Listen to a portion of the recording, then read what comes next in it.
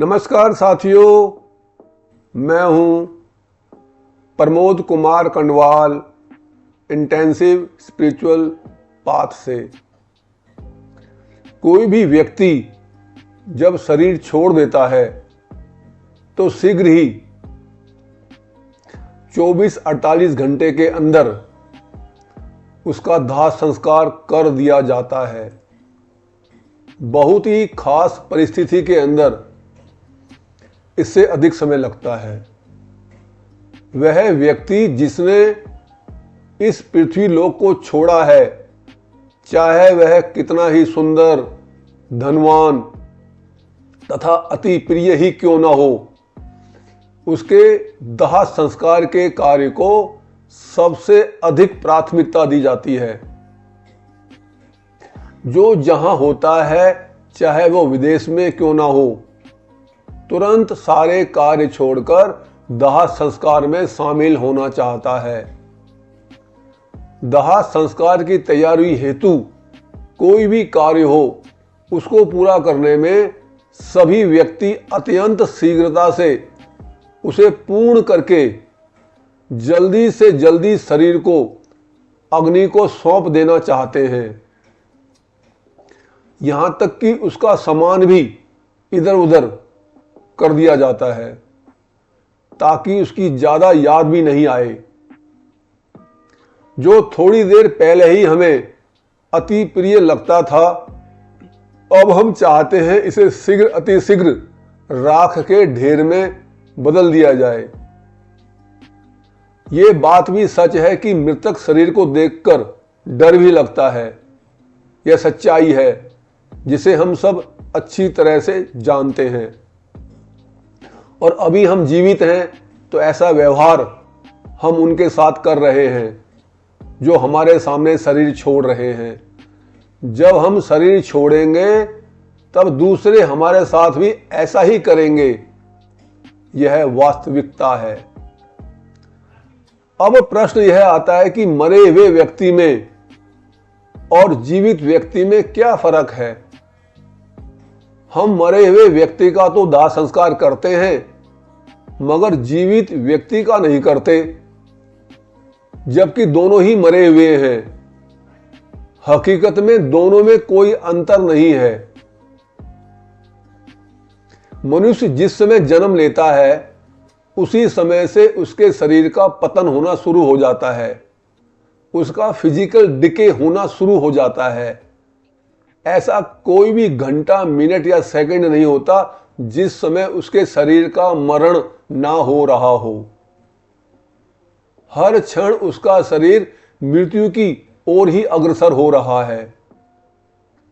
हमें लगता है कि अभी यह छोटा है और धीरे धीरे बड़ा हो रहा है। पहले बोलना नहीं आता था, अब बोलना भी सीख गया है और कुछ दिन के बाद बड़ा होकर अपने पैर पर खड़ा हो जाएगा। यानी इसका विकास हो रहा है, जबकि सही मायने में वो मर ही रहा है। और जिस दिन मर जाता है उस दिन उसका मरने का प्रोसेस पूरा हो जाता है। तो इसका मतलब यह है कि वह जिंदा तो एक सेकंड भी नहीं है, वो तो हर क्षण मर ही रहा है। तो इसका मतलब यह हुआ कि वो जीवित होते हुए भी मुर्दे के ही समान है। तो जब वह मुर्दे के ही समान है तो हम उसका दाह संस्कार क्यों नहीं करते? हम तो उसका सम्मान करते हैं।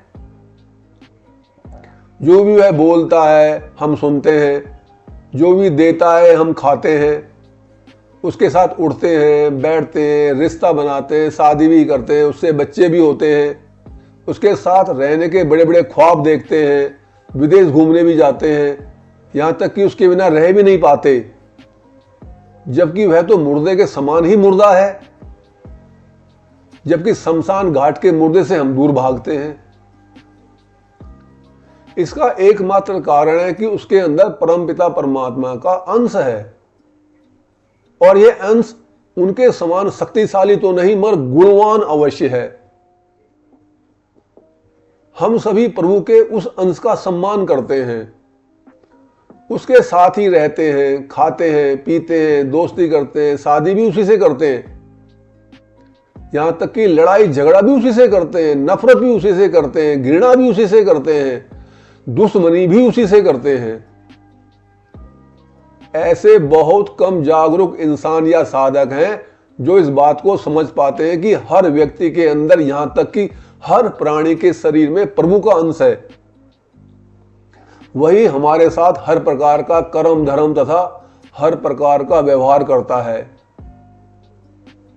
और जिस दिन वह शरीर को छोड़कर चला जाता है, हम तुरंत सारे काम को छोड़कर उस शरीर का दाह संस्कार कर देते हैं, जो सही मायने में कभी जीवित ही नहीं था। यदि हम सब सच्चाई से मनन करें, इस विषय की गहराई में उतरे, तो हम पाएंगे कि जिस भगवान को हम जगह जगह पत्थरों में, जंगलों में, मंदिरों में, गुरुद्वारों में, गिरजाघर में ढूंढ रहे हैं, वह तो हमारे भीतर ही नहीं बल्कि बाहर भी है और हमारे साथ रात दिन सुबह शाम किसी न किसी रूप में व्यवहार भी कर रहा है, जिसके अंदर सिर्फ केवल इंसान ही नहीं, जानवर तक शामिल हैं। हमारे घर का डॉगी जो रात दिन हमारी रखवाली करता है, या जो बैल हमारे लिए खेत को जोतते हैं, या घोड़ा जिसके ऊपर हम सवारी करते हैं, या अन्य जानवर जिनको हम अपनी सुविधा के लिए उपयोग करते हैं, उन सब के अंदर भी प्रभु का वैसा ही अंश विद्यमान है जैसा हमारे अंदर है। तो हम तो हर जगह प्रभु के साथ ही व्यवहार कर रहे हैं। संसार और प्राणी का हर शरीर हमारे साथ व्यवहार कर रहा है। तो जब 24 घंटे हम प्रभु के साथ ही व्यवहार कर रहे हैं, तो फिर भगवान को ढूंढने कहां जा रहे हैं? यह नासमझी ही हम सबको एक साथ रहते हुए भी अलग कर रही है।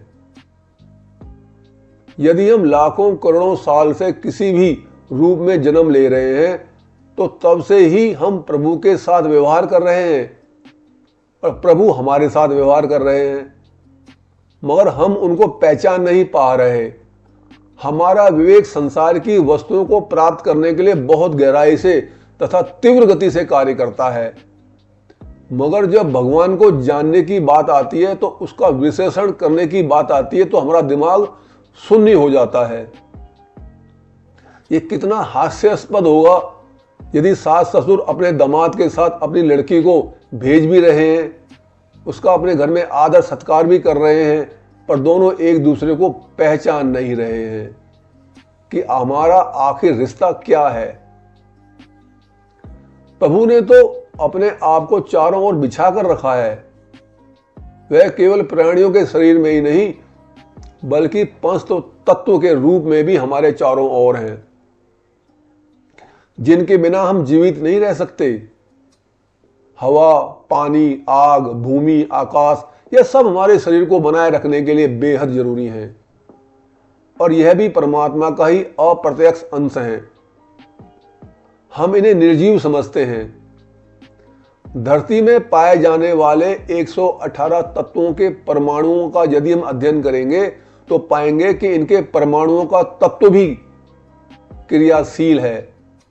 उसमें भी क्रांतिकारी तथा उपयोगी कंपन है, वो चुपचाप नहीं बैठे हैं।